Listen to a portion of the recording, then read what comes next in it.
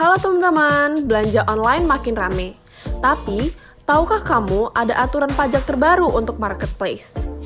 Yuk, kenalan sama PMK 37 tahun 2025. Dalam video ini, kita bakal kupas tuntas kewajiban baru yang wajib dipahami penjual dan pembeli di era digital. Simak sampai habis ya, biar bisnis kamu tetap aman dan patuh pajak. Jadi, PMK atau Peraturan Menteri Keuangan Nomor 37 Tahun 2025 adalah aturan terbaru yang dikeluarkan Kementerian Keuangan. Peraturan ini mengatur tentang pajak marketplace atau kebijakan perpajakan digital. Tujuannya supaya sistem pajak di Indonesia lebih jelas, efisien, dan adil. Dan juga semua pelaku usaha bisa mengikuti aturan yang sama. Materi yang ketiga, siapa sih yang kena aturan pajak marketplace dan siapa yang bebas? Aku kasih tahu yang kena dulu ya. Yang kena itu semua pedagang dalam negeri, baik perorangan maupun badan usaha, yang jual barang atau jasa lewat marketplace, termasuk juga penyedia jasa pengiriman, asuransi, dan pihak lain yang dapat penghasilan dari transaksi yang difasilitasi marketplace.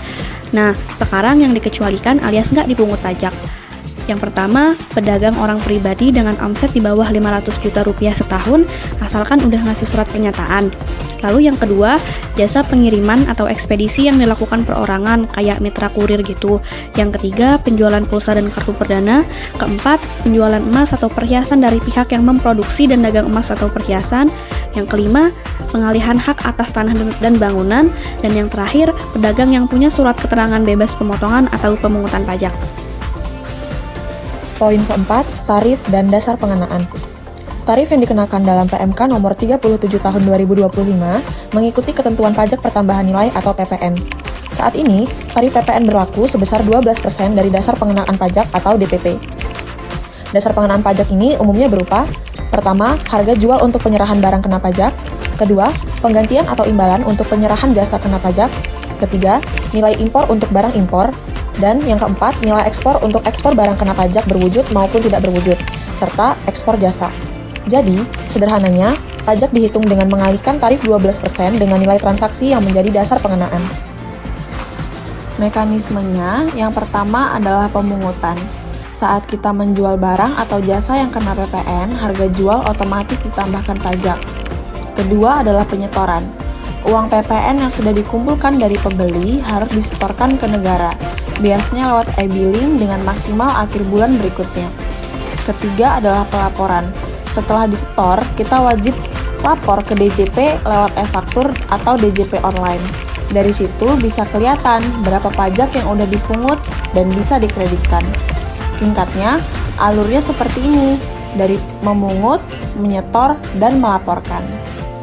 Kita masuk ke contoh kasus atau simulasi dari PMK 37. Misalnya, seorang pedagang menjual barang senilai 10 juta rupiah, ditambah ongkir 100 ribu rupiah. Maka, dasar pengenaan pajak atau DPP menjadi 10 juta 100 ribu rupiah. Pajak yang harus dipotong marketplace adalah 0,5% dari DPP. Hitungannya 0,5% dikali 10 juta 100 ribu, hasilnya 50.500 rupiah. Tapi, kalau omset pedagang dalam setahun tidak lebih dari 500 juta rupiah dan pedagang sudah menyampaikan surat pernyataan seperti yang dijelaskan di poin sebelumnya, maka pajak tidak dipungut untuk periode tersebut. Kita bahas dampak dari kebijakan ini. Dari sisi keuntungan, kebijakan ini mampu mempercepat kepatuhan pajak di sektor online, sekaligus menutup celah pendapatan yang tidak dilaporkan atau shadow economy. Bagi pedagang, proses juga jadi lebih mudah karena marketplace ikut menjadi pemungut pajak. Dan yang tak kalah penting, ada perlakuan yang lebih adil antara pedagang online dan offline. Namun, tentu ada tantangan. Marketplace dan pedagang menghadapi beban dokumentasi dan administrasi tambahan. Ada juga perubahan arus kas karena pajak dipotong langsung dari transaksi. Pedagang kecil yang belum punya NPWP beresiko terkena denda atau sanksi karena ketidaktahuan. Itu sebabnya, sistem pembukuan yang rapih sangat diperlukan agar perhitungan pajak tidak keliru. Tips praktis untuk pedagang. Agar penerapan PPN berjalan lancar, pedagang perlu memperhatikan beberapa hal berikut. Yang pertama, pisahkan dana PPN dari hasil penjualan utama. Dengan begitu, dana pajak tidak tercampur dengan modal atau keuntungan usaha. Kedua, biasakan mencatat seluruh transaksi, baik secara manual maupun menggunakan aplikasi sederhana seperti Excel atau pembukuan digital. Ketiga, manfaatkan layanan resmi dari DJP, seperti e-faktur dan e-billing.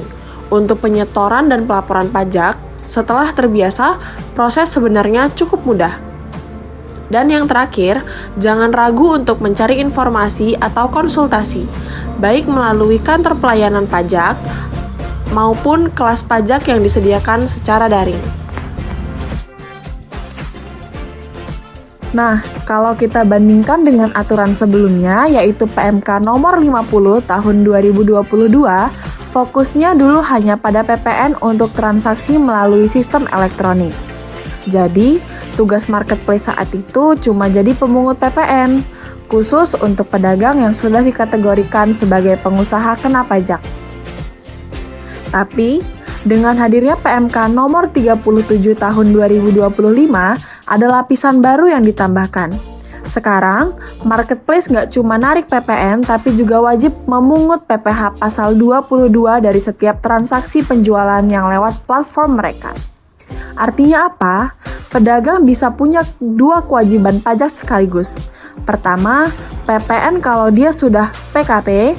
Kedua, PPh 22 yang langsung dipotong oleh marketplace dari nilai transaksi mereka. Sistemnya memang jadi lebih rapi dari sisi pemerintah. Tapi, tentu saja tantangannya ada di lapangan. Beberapa kendala yang kemungkinan muncul adalah tidak semua pedagang online sudah punya NPWP atau paham cara urus administrasi pajak. Lalu, marketplace kecil atau aplikasi jualan baru mungkin bakal kesulitan untuk menyesuaikan sistem IT mereka untuk mengikuti aturan ini. Belum lagi resiko double counting, alias pajak yang tercatat dua kali kalau data antara marketplace, pedagang, dan DJP tidak sinkron.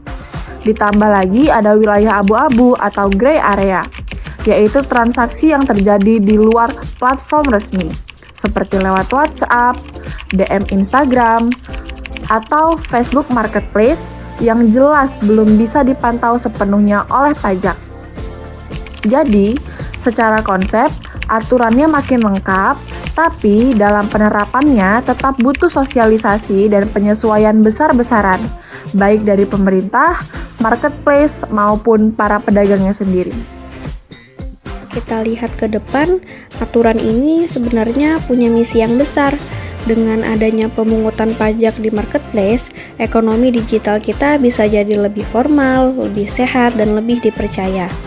Pedagang yang patuh pajak nantinya akan lebih mudah mengakses modal usaha, investor, bahkan peluang ekspansi ke luar negeri. Bagi pemerintah, regulasi ini adalah cara untuk menutup celah penghindaran pajak, sekaligus memperluas basis penerimaan negara. Jadi bisa dibilang PMK 37 tahun 2025 bukan sekedar aturan teknis, tapi langkah strategis untuk membawa ekosistem digital Indonesia naik kelas. Dan kalau berhasil, bukan tidak mungkin model pemungutan pajak digital ini diperluas ke sektor lain, misalnya untuk influencer, konten kreator, atau jasa digital yang sedang berkembang pesat. Kalau kita rangkum dari awal, PMK 37 tahun 2025 lahir karena dorongan global dan regional untuk menciptakan keadilan pajak di era digital.